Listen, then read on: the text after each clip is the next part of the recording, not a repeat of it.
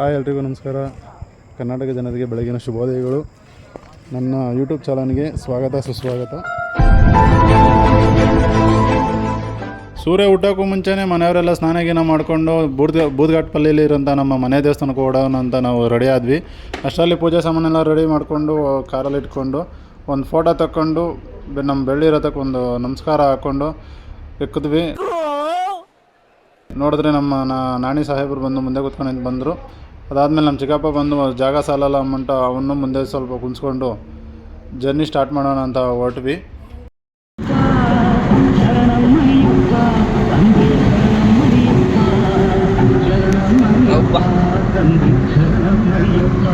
Journey start ಮಾಡ್ತಾ ಯಪ್ಪನ ಹಾಡು ಹಾಕ್ಕೊಂಡು ಜರ್ನಿ ಸ್ಟಾರ್ಟ್ ಮಾಡಿದ್ವಿ. ಯಾಕೆಂದರೆ ನಾವು ಎಲ್ಲೇ ದೇವಸ್ಥಾನಕ್ಕೆ ಆಗಲಿ ಇಲ್ಲಿ ಯಾವುದೋ ಫಂಕ್ಷನ್ಗಾಗಲಿ ಓಡಬೇಕಾದ್ರೆ ಫಸ್ಟ್ ಒಂದೆರಡು ಸಾಂಗು ದೇವ್ರ ಸಾಂಗ್ ಹಾಕೊಂಡೇ ಓಡ್ತೀವಿ. ಇಲ್ಲ ಅಂದರೆ ನಮ್ಮ ಮನೆಯವ್ರ ರಿಯಾಕ್ಷನ್ನು ಕಿತ್ತೋದಂಗೆ ರೋಡಾಗಿ ಹೊಡೀರಿ ನನ್ನ ಮಕ್ಕಳನ್ನ.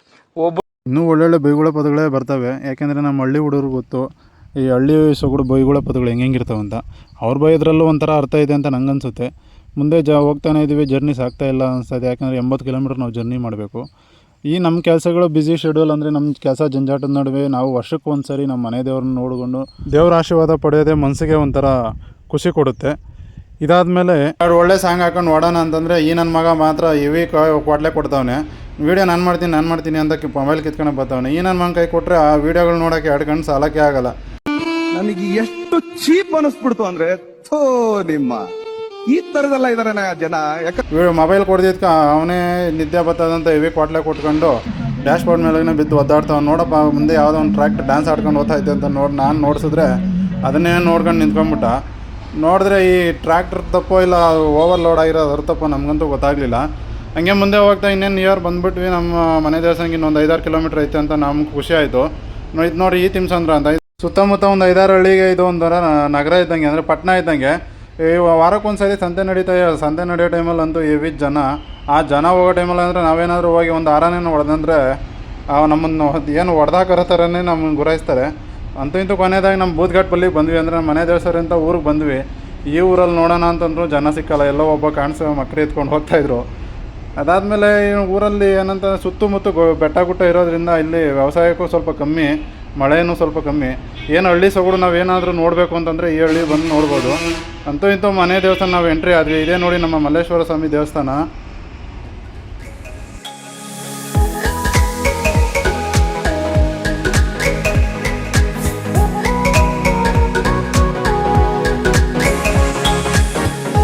ಸ್ವಾಮಿಗಳು ಇನ್ನೂ ಪೂಜೆ ಲೇಟ್ ಆಗುತ್ತೆ ಅಂತಂದರು. ಯಾಕೆ ಸ್ವಾಮಿಗಳು ಅಂದರೆ ಇನ್ನೂ ಅಭಿಷೇಕ ಮಾಡಿ ಅಲಂಕಾರ ಮಾಡಿ ಪೂಜೆ ಮಾಡಬೇಕು ಅಂತಂದರು. ಸರಿ ಸ್ವಾಮಿಗಳು ಅಂದ್ಬಿಟ್ಟು ಅಲ್ಲಿ ಪ್ರಸಾದ ರೆಡಿ ಮಾಡ್ತಾಯಿದ್ರು. ಅವ್ರಿಗೆಲ್ಲ ಸ್ವಲ್ಪ ಹೆಲ್ಪ್ ಮಾಡಿಬಿಟ್ಟು ಅಲ್ಲೇ ದೇವಸ್ಥಾನ ಹಿಂದೆ ಇರೋಂಥ ಆ ಕೈಯಮ್ಮನ ಗುಡಿಗೆ ಪೂಜೆ ಮಾಡ್ಕೊಳೋಣ ಅಂತ ಬಂದ್ವಿ. ಇಲ್ಲೇನಪ್ಪ ಅಂತಂದರೆ ಸಪ್ತಮಾತೆಯರು ನೆಲೆಸಿದ್ದಾರೆ ಅಂತ ಅವಾಗಿಂದ ಒಂದು ಆಚಾರ ಪದ್ಧತಿಯಿಂದ ಪೂಜೆ ಮಾಡ್ಕೊಂಬರ್ತಾನೆ ಇದ್ದೀವಿ. ವರ್ಷವೂ ಇಲ್ಲೇ ಬಂದು ನಮ್ಮ ಚಿಕ್ಕಮ್ಮನೇ ಪೂಜೆ ಮಾಡ್ತಾರೆ.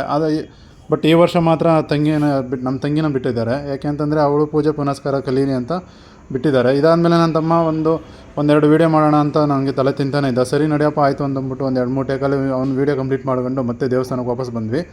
ನಾವು ಅಂದ್ಕೊಂಡಿದ್ದಕ್ಕಿಂತ ಜನ ಜಾಸ್ತಿನೇ ಬಂದಿದ್ದರು. ಅಷ್ಟರಲ್ಲಿ ಸ್ವಾಮಿಗಳು ಅಭಿಷೇಕ ಮಾಡಿ ಹೂವಿನ ಅಲಂಕಾರ ಮಾಡಿ ಕುದುರೆ ಮಲ್ಲೇಶ್ವರ ಸ್ವಾಮಿನ ಪೂಜೆ ಮಾಡೋಕ್ಕೆ ರೆಡಿ ಮಾಡಿಕೊಂಡಿದ್ರು.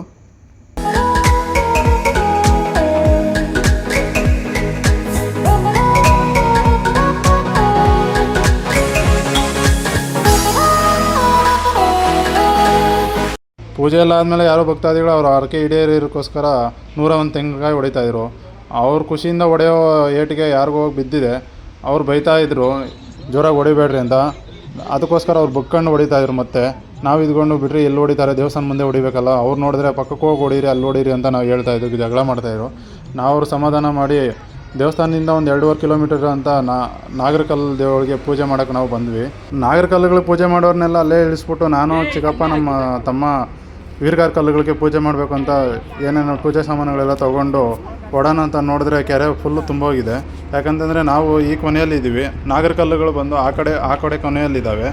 ವರ್ಷ ಏನಂದರೆ ನಾವು ಕೆರೆಯಲ್ಲೇ ನಡ್ಕೊಂಡು ಹೋಗ್ತಾಯಿದ್ವಿ. ಆಗ ವರ್ಷ ನೀರು ಇರ್ತಾ ಇರಲಿಲ್ಲ. ಈ ವರ್ಷ ಮಳೆ ಬೆಳೆ ಚೆನ್ನಾಗಾಗಿ ಕೆರೆಯೆಲ್ಲ ತುಂಬಿಕೊಂಡಿದೆ. ಅಂತ ಇಂತೂ ಅವ್ರ ಸಹಾಯದಿಂದ ಅಂದರೆ ಕೇಳ್ಕೊಂಡು ಕೊನೆಗೂ ನಾವು ನಾಗರಕಲ್ಲುಗಳ ಹತ್ರ ಬಂದು ಗುಡಿ ಮುಂದೆ ಬೆಳೆದಿರೋ ಹುಲ್ಲು ಸೊಪ್ಪನ್ನೆಲ್ಲ ಕಿತ್ತಾಕೊಂಡು ಪೂಜೆಗೆಲ್ಲ ರೆಡಿ ಮಾಡ್ಕೊಂಡು ಪೂಜೆ ಮಾಡೋಣ ಬಾರೋ ಅಂತಂದರೆ ನಮ್ಮ ತಮ್ಮ ಇನ್ನೂ ಹುಲ್ಲು ಸೊಪ್ಪು ಕಿತ್ತಾಕೊಂಡೇ ಇದ್ದಾನೆ. ಏನು ಮಾತಾಡಬೇಡ, ನನಗ್ ಸಿಟ್ಟಾದ್ರೆ ಹೊಡೆದೇ ಬಿಡ್ತೀನಿ. ಅಣ್ಣ ನಮ್ಮನ್ನು ಹೊಡಿಬೇಡಿ ಅಣ್ಣ, ಬಿಟ್ಬಿಡಿ ಅಣ್ಣ. ಇದಾದಮೇಲೆ ಏನಂತಂದರೆ ಬೇಜಾರು ವಿಷಯ ಏನಪ್ಪ ಅಂತಂದರೆ ವರ್ಷ ನಾವೇ ಬಂದು ಇಲ್ಲಿ ಏನು ಹುಲ್ಲು ಸೊಪ್ಪಿಗೆ ಇರುತ್ತೆ ಗುಡಿ ಮುಂದೆ ಅದನ್ನೆಲ್ಲ ಕಿತ್ತಾಕೊಂಡು ನಾವೇ ಪೂಜೆ ಮಾಡ್ಕೊಂಡು ಹೋಗ್ತಾ ಇರ್ತೀವಿ. ಅದಾದಮೇಲೆ ಯಾರೂ ಬರೋದಿಲ್ಲ ಅನಿಸುತ್ತೆ, ಯಾಕಂದರೆ ನಾವು ತಾತನ ಕಾಲದಿಂದ ಅದೇ ಪಾಲಿಸ್ಕೊಂಬರ್ತಾಯಿದ್ವಿ.